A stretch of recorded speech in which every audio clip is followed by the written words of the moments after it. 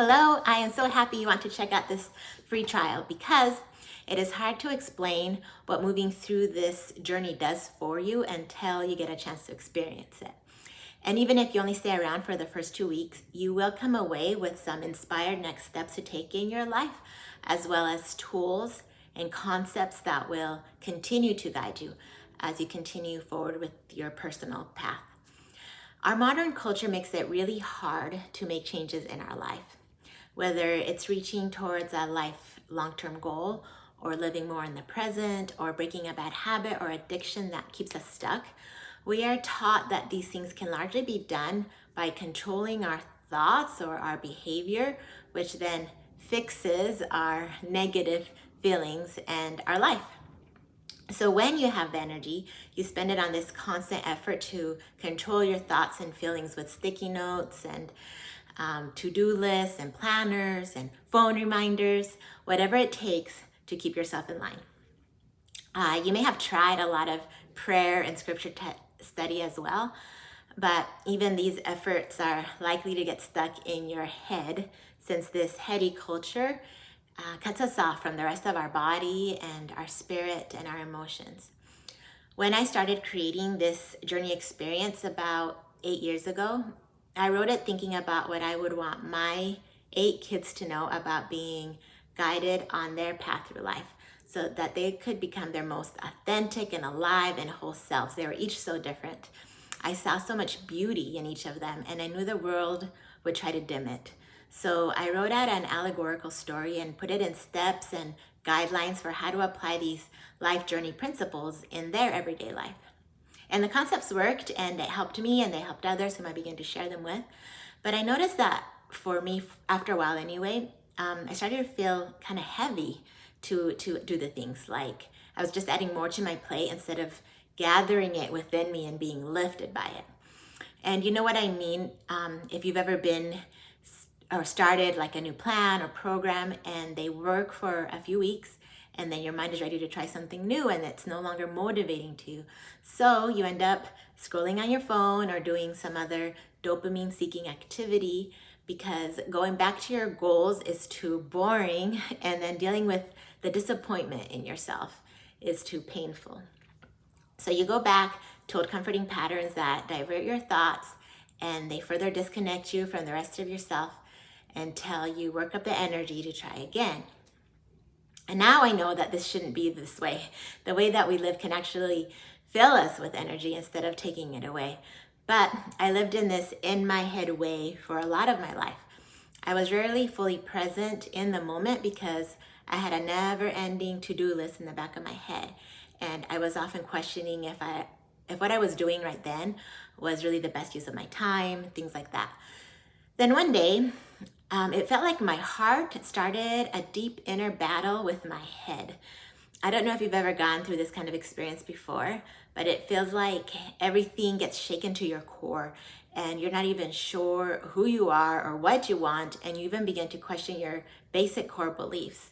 And as I went through this, I realized that much of my conflict was because for a very long time, I had been ignoring very important parts of me that wanted to be heard. I had assumed that they were not important enough to be listened to or even worthy enough to be heard. I remember actually feeling pretty angry for a while, which was actually pretty unusual for me. But it was because I did not feel like the people or systems I had counted on to prepare me for this battle had actually adequately prepared me. But the truth is that they were also in this heady and to-do culture.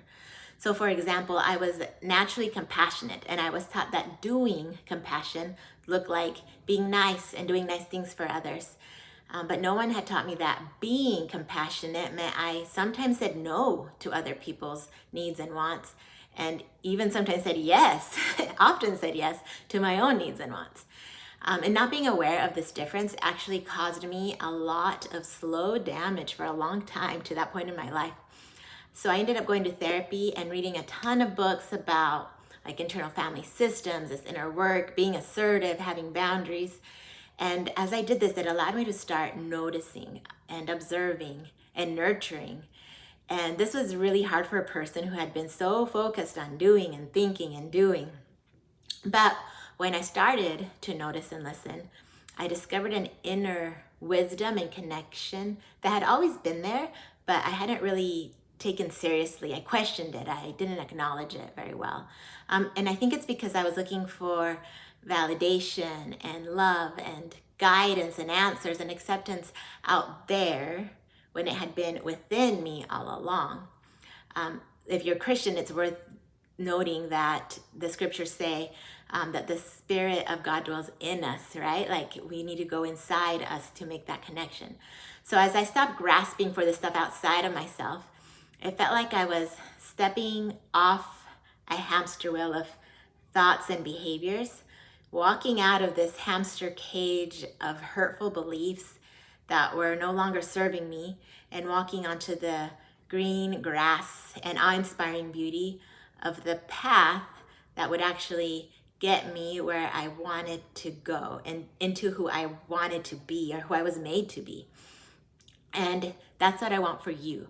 I not only want you to discover your gifts as you walk through your unique path, but I want you to be better prepared than I was for the battles ahead as you move forward on this path, because you will encounter distractions, temptations, diversions, and roadblocks. Most of us have quite a bit of pain and hurt just from being human in this world that wants to hold us back.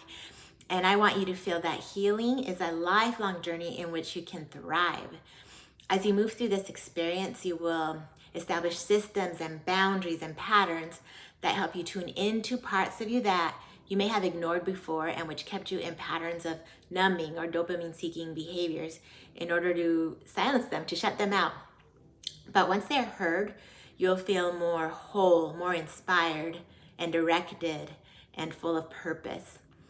As you feel this transformation, you will discover gifts, power, curiosity, wisdom, peace, courage, and love.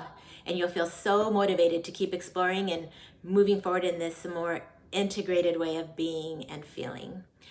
And what's extra special about doing this experience with me right now is that I'm looking for your feedback, which means I will be very invested in listening to what you are going through and walking right alongside you through it.